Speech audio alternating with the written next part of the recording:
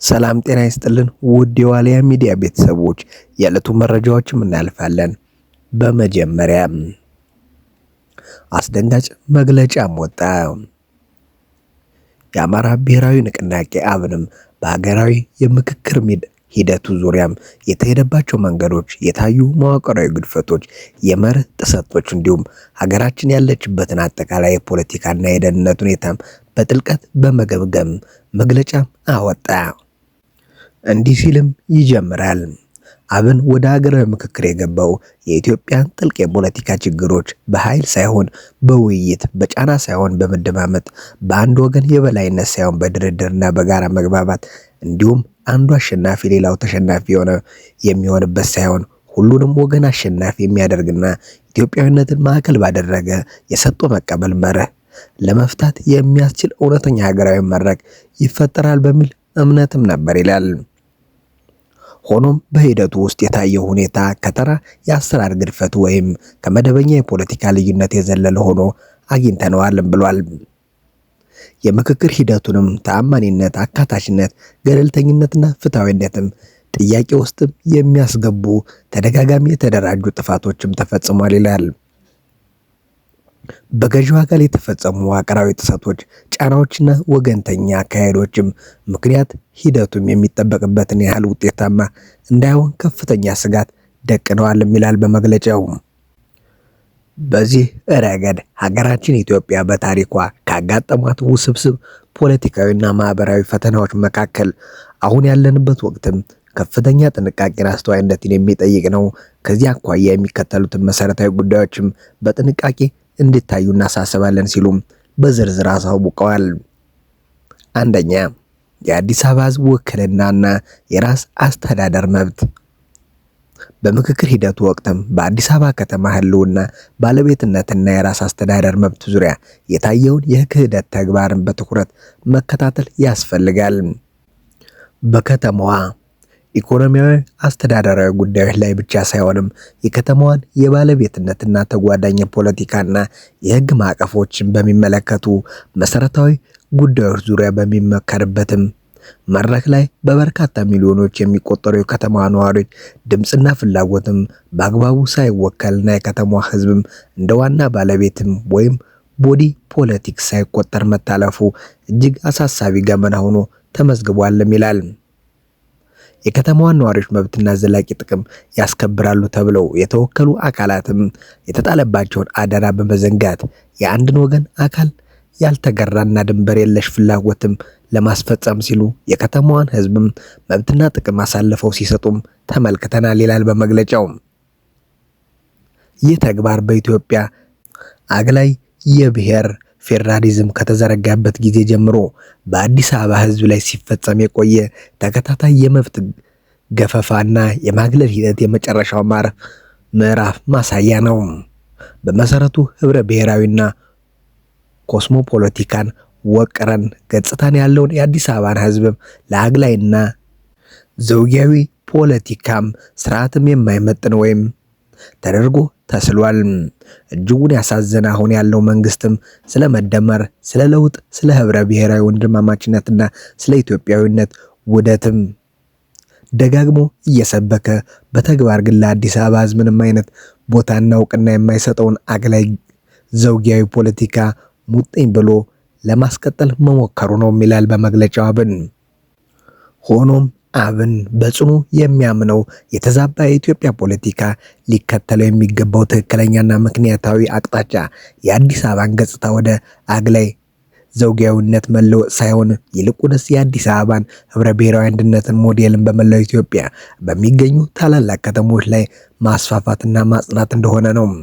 በእርግጥም አንድነት በልዩነት ወይም ዳይቨርሲቲ ኢን ዩኒቲ የሚባለውን ታላቅ መርህን በመሬት ላይ እውነተኛ ትርጉምና ህይወት የሚያገኘውን እነዚህን ሁለት መሰረታዊ እሴቶች በተግባር ተጣጥመውና ተዋህደው ሲተገበሩ ብቻ ይሆናልም ይላል።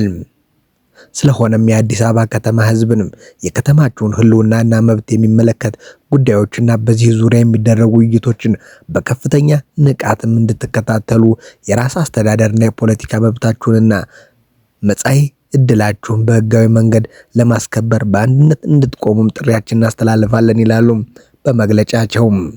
በሁለተኝነት ያነሱትም ርዕስ ድብቅና መንታ የፖለቲካ ስልቶች መዋቅራዊ ስጋቶችም ሲሉ ጠቅሰዋል። ስርዓቱ በአደባባይ የሚያስተጋባቸው የሀገራዊ አንድነት፣ የጋራ ብልጽግና፣ የዜጎች እኩልነት፣ የህብረ ብሔራዊ ወንድማማችነትና የመሻገር ዲስኩሮችን በተግባር መሬት ላይ ካለው እውነት ጋር የሚጻረሩ ሰፊ ክፍተት ያለባቸው እንደሆኑም የምክክር ሂደቱን ፍንትው አድርጎ አሳይቶናል ሲሉም ይናገራሉ። አጠቃላይ የፖለቲካ ሂደቶችን በጥንቃቄና በሚዛናዊነት ስንመረምር በአንድ በኩል ስለ ሀገራዊ አንድነትና ወንድማማችነት እየተሰበከ በሌላ በኩል መንግስታዊ መዋቅሮችን የየአንዱን ቡድን ፍላጎትም ማስፈጸሚያነት የመዋል ጥረትም እንደሚደረግ በስፋት አስተውለናል ይላሉ በመግለጫቸው። ከአዲስ አበባ በመቀጠል ጎልቶ የወጣውም መንግስት አመራሮች አባላትና ደጋፊዎቹ በምክክር መካከል ድንገት በፓርላማ የሚመረጡ ፕሬዝዳንት ይሁን በሚል ያቀረቡት አማራጭ ነው። ለዚህም የደቡብ አፍሪካን ተሞክሮ በማጣቀስ ለማቅረብ ሞክረዋል።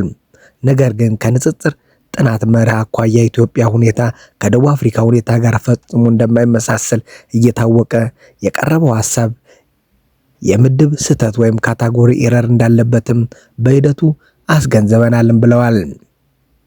እንደሚታወቀው ደቡብ አፍሪካ አካታችና ስኬታማ የፖለቲካ ችግር ያደረገች ጠንካራና ነጻ የሲቪክ ማህበራት ያሏት የዳበረ ዲፕሎማሲያዊ ባህልና ህገ መንግስታዊ ስርዓት የገነባች ሀገር ነች። ስለሆነም እነዚህም መሰረታዊ ተቋማዊና ፖለቲካዊ ባህሎችን በበቂ ባልተገነቡበት ሀገራችን ኢትዮጵያ ደቡብ አፍሪካን ተሞክሮ በይስሙላ እያጣቀሱ ለማቅረብ መሞከር የህዝብን ትኩረት ለማሳትና አምባገነንነትን በህግ ለማስፈንም የሚደረግ ጥረት ነው። በሌላ በኩል ለሀገራችን የፕሬዝዳንታዊ ወይም ከፊል ፕሬዝዳንታዊ ስርዓት አማራጭን ያቀረበ ሲሆን ዓላማውም ተወዳዳሪ እጩዎችን የመላው ሀገሪቱ ዜጎች ድምፅ ለማግኘት ሲል ድንበር ተሻጋሪ አስተሳሳሪ የሆኑ ሀገራዊ ፖለቲካ ወይም ክሮስ ከቲንግ ኤንድ ዩኒፋይንግ ፖለቲክስ አጀንዳዎችን እንዲያራምዱ ያስገድዳል በሚል እምነት ነው። በገዢ በኩል የቀረበው ግን በሂደቱ ስልጣን በአንድ ግለሰብ ወይም ቡድን እጅ ለማከማቸት እንዲያስችልም ህጋዊ ሽፋን ከመስጠት ያለፈ ፋይዳ እንደሌለውም ሊታወቅ ይገባል ይላል በመግለጫው። በተጨማሪም ወደ አዲስ አበባ ጉዳይ ስንመለስ በአንድ በኩል ትልቅ ሀገራዊና ቀጠናዊ አጀንዳዎች ደጋግሞ በማስተጋባት ሆኖም በተግባር የአዲስ አበባ ከተማን መሬትና አስተዳደርን በተናጠል የመቆጣጠር ፍላጎት ታይቷል። ይህ አካሄድ ሀገራችን ወደ ተሻለ ዲሞክራሲያዊ ስርዓት ከማሻገር ይልቅ የፖለቲካ ችግሮችን ይበልጥ የሚያወሳስብ በመሆኑ የኢትዮጵያ ህዝብ ሂደቱን በጥንቃቄ ሊከታተለውና ሰላማዊ ትግል ሊያደርግበት ይገባልም ይላሉ። ለኦሮሞ ህዝብም ጥሪ ማስተላልፏል። እንዲህ ሲልም ይጀምራሉ። የተከበረው የኦሮሞ ህዝብ ድርጅታችን አብን በዛሬው ዕለት ከፍተኛ አብሮነትና ለኃላፊነት ስሜት ጥሪ ያቀርብልሃል። በኦሮሞ ህዝብ ስም ጽንፈኛና ፖለቲከኛ የሚያቀነቅሉ ኃይሎችን የሚያራምዱት የአካባቢውነትና የመግለል ፖለቲካ የሰፊውን ኦሮሞ ህዝብ ዘላቂ ጥቅም የሚያስከብር አይደለም ይላሉ። በተለይ አዲስ አበባ የመላው ኢትዮጵያ ጋራ አንጡር የአንድነት ጌጥና የሉዓላዊነት መገለጫ መዲና፣ የፌዴራል መንግስት መቀመጫና የነዋሪዎች የራስ አስተዳደር ማዕከል ሆና እንድትቀጥል አብን ያቀረበው ምክንያታዊና ሚዛናዊ መፍትሄ ሀሳብ ለአማራ ህዝብና ሌሎችም ህዝቦች ብቻ ሳይሆን የወንድም ኦሮሞ ህዝብን ዘላቂ ሰላም ጥቅም ጨምሮ የሚያረጋግጥ በመሆኑ ነው ይላሉ። ስለሆነም በኦሮሞ ህዝብ ስም የሚደረጉ ማናቸውንም የብቸኛ ባለቤትነት ወይም የሌሎችን መብት የመጋፋት ፍላጎት በህዝቦች መካከል የቆየውን ታሪካዊ ወንድማማችነትና አንድነት የሚያበላሽ በሂደትም የኦሮሚያ ህዝብም የሚነጣጠል የሚጎዳ ታሪክ ስህተትም እንዳይሆንም ለማሳሰብ እንወዳለንም ይላሉ። በአማራ ህዝብ ስምም በአንዳንድ አካላት የሚሰነዘሩ ተመሳሳይ አክራሪዎችን ፍላጎቶችም ውድቅ በማድረግ አሳታፊና ሀገራዊ መፍትሄዎችን ሲራመዱ እንደቆዩ ሁሉ ኦሮሞ ህዝብ ህዝቡንም ከህዝብ የማያጋጭና በኦሮሞ ህዝብ ስም ፍላጎታቸውን በኃይል ለመጫን የሚሞክሩ አካላትን አቋም ውድቅ በማድረግ እውነተኛ የጋራ እድገትና ሰላም አብሮ እንዲቆም ታሪካዊ ጥሪያችንን እናቀርባለንም ይላሉ። ለአማራ ህዝብም ጥሪ አቅርበዋል። እንዲህም ሲል ይጀምራል። በዚህ የምክክር ሂደት እንደታየው በሀገራችን ውስጥ የሰፈነውን የተደራጀ ጸረ አማራ ወይም አንቲ አማራ ትርክትና መዋቅራዊ ጫናም አሁንም አልተቀረፈም፣ ይልቁንም ተባብሷል። ይህንን ፈተና ለመሻገር ሰፊና የተደራጀ የቤት ስራ ከፊታችን ይጠብቀናል። ስለሆነም ከዚያ አሳሳቢ ወቅትም መከፋፈል ለውድቀት የሚዳርግ መሆኑን ተረድታችሁ በአንድነት እንድትቆሙና በህዝባችን መካከል ልዩነትና ክፍፍልን የሚዘሩ አካላትንም ከዚህ ጎጂ ድርጊታቸው እንዲቆጠቡም አስፈላጊውን ሁሉ እንድታደርጉም እያሳሰብነ አሁን ያለንበት ወቅትም የውስጥ ልዩነታችን የምናሰፍንበት ሳይሆን ለህልውናችንና ለእኩልነታችን በጋራ የምንቆምበት መሆኑንም እንገልጻለን ይላሉ በመግለጫቸውም አብን